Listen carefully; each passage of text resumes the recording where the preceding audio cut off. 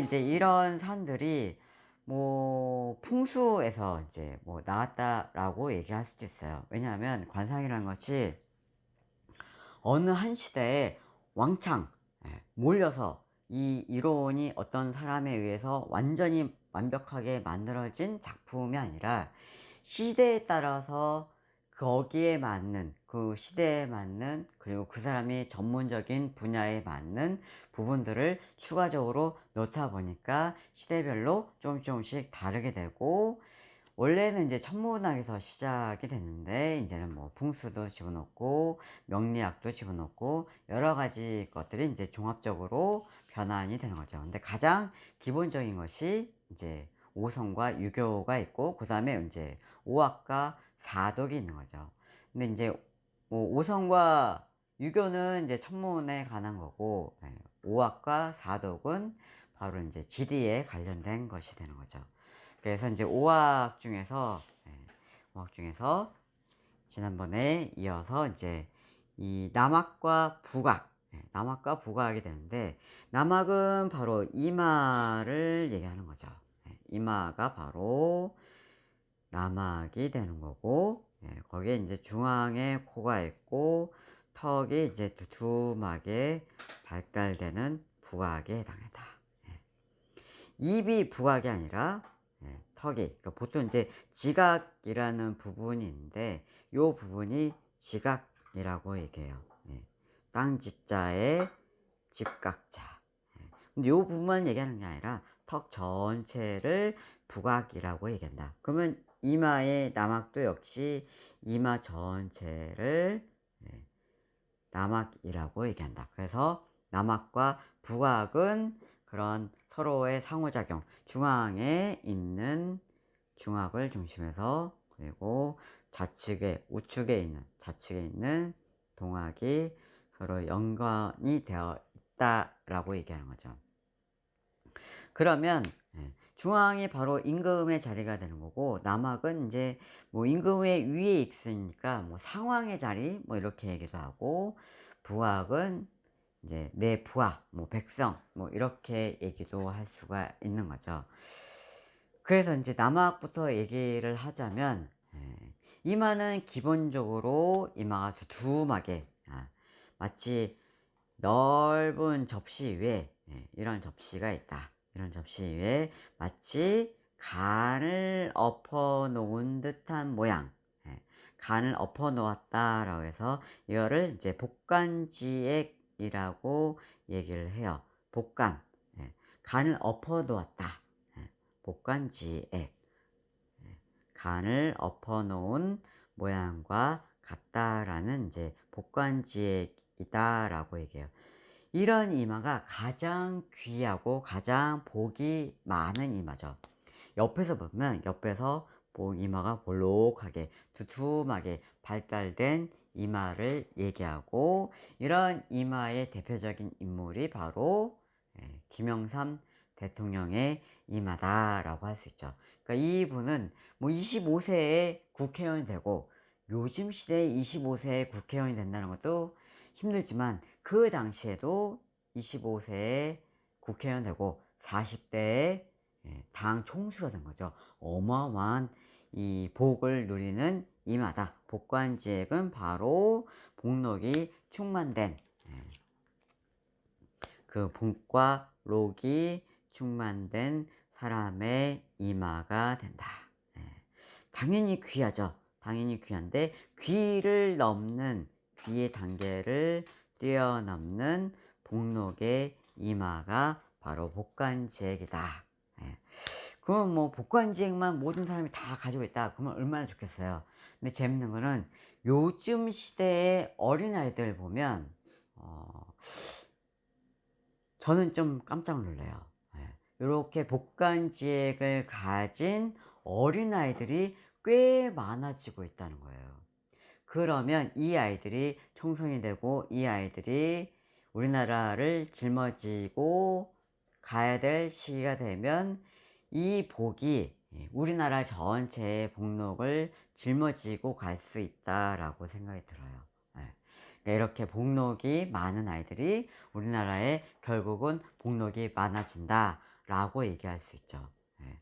근데 이제 모든 이마들이 이렇게 복록이 충만된 이마만 가지고 있다. 그러면 얼마나 좋겠어요. 꼭 그렇지는 않지만, 이마 중에 최소한 이렇게 반듯한 이마를 가진 것도 아주 훌륭한 이마다라고 얘기를 해요. 좋은 이마죠. 근데 여기서 이 정도 이마는 아주 귀한 이마다 라고 얘기를 하는 거고, 그러면 이마가 뒤로 기울어지다, 아주 쭉 뒤로 기울어지게 되면 이런 이마는 아무리 세로로 길어도 이거는 귀한 이마가 되지 않는다.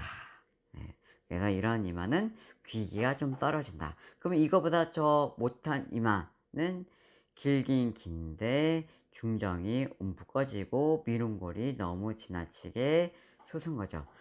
눈썹 바로 윗부분을 이제 중정이라고 얘기를 하는데, 이 중정이 마치 구덩이가 파인 것처럼 움푹 꺼진 것을 얘기하는 거죠. 이거보다 더 못한 것은 중정이 움푹 꺼지고 이마가 좁고 이렇게 생긴 이마가 가장 박복한 이마가 된다. 그래서 이마는 최소한 반듯하게 서야 된다. 이마가 낮더라도, 이마가 다른 사람에 비해서 좀 약간 낮다 하더라도 가로로 넓으면 돼요. 가로로 넓은 거는 그래도 괜찮죠. 세로로 넓은데 기울어진 것보다는 낫다. 그래서 무조건 낮다고 해서 나쁜 이마가 아니라 낮은데 이마가 울퉁불퉁 꺼지지 않고 도톰하고 좌우로 넓은 이마, 이런 이마가 좋은 이마다라고 할 수 있죠. 그것이 남학을 담당하고 있다라고 얘기할 수 있는 거죠. 저는 이제 그 5학 중에 뭐 다른 부분도 많이 중요하지만 부각에 대한 어떤 이 기본적인 것들이 제일 중요한 부분이 턱이 기울었다 또는 이제 무턱이다 뭐 이런 부분이 이제 중요한 부분이 되죠. 그 턱이 전체적으로 이제 지각이라는 부분이 이렇게 살짝 코보다는 높진 않지만 앞으로 살짝 봉긋하게 솟아있는 이 부분을 이제 지각이라고 얘기를 하고, 이 지각이 또는 이제 다른 턱 전체를 또 이제 부각이라고 얘기를 하죠. 근데 이제 이 지각의 부분이 앞으로 이제 살짝 봉긋해지면서 이마와 코와 서로 상호작용을 해야 되는 부분이 되는데, 만약에 턱이 이렇게 이제 두툼하게 앞으로 발달되지 않고 오히려 입이 돌출하게 되고, 돌출한 입으로 인해서 턱이 이렇게 뒤로 물러나게 되면, 그러면 지각이 아래로 흘러 빠지게 되는 거고, 그럼 부각으로서의 힘이 없게 된다. 지각이 없게 되는 거고 부각이 받쳐주지 못하게 되니까, 그러면 이제 이마에서 나오는 기운과 코에서 나오는 이런 제복들이 관록과 제록이 턱에서 받쳐주지 못하다 보니까 그대로 이마의 기운이 그대로 흘러가게 되는 거고, 코에서 나오는 기운도 역시 흘러가게 된다. 그래서 모든 기운이 소실되고 사라지게 되는 역할을 하게 되는 것이 부각이 약하기 때문이다. 그러면 이제 이마에서 내려오는 이 복록을 턱에서 받게 되는 거고, 턱에서 받게 되면 이거를 이제 상호작용이 된다, 상응하게 된다, 이렇게 얘기를 하는 거죠. 그럼 코에서 나오는 제복도 역시 턱에서 받게 되는 거고, 턱에서 받게 되면 자연히 그 복록이 어디로 들어간다? 바로 이걸 받아서 입으로 다시 들어가게 되는 거죠. 그래서 모든 복록이 흘러서 턱에서 토스에서 입으로 받아먹는 그런 형상이 되어야 좋은 부각이 된다.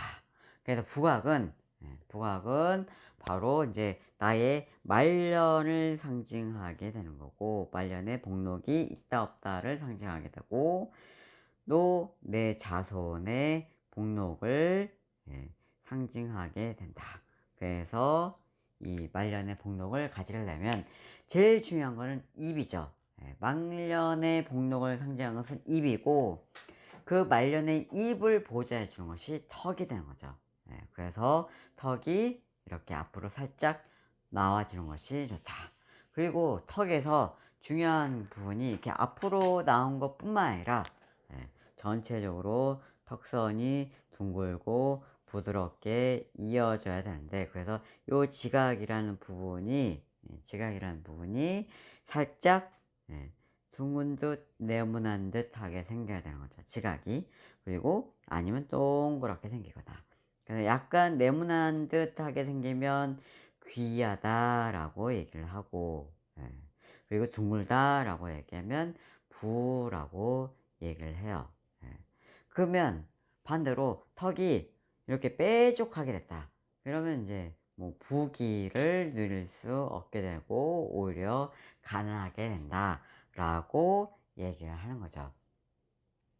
그래서 턱은 둥글고 네모진 듯 부드러워야 되지 절대로 뾰족하고 모나게 생기면 안 된다. 그래야 말년에 복록을 충만하게 누릴 수 있게 된다라고 얘기할 수 있는 거죠.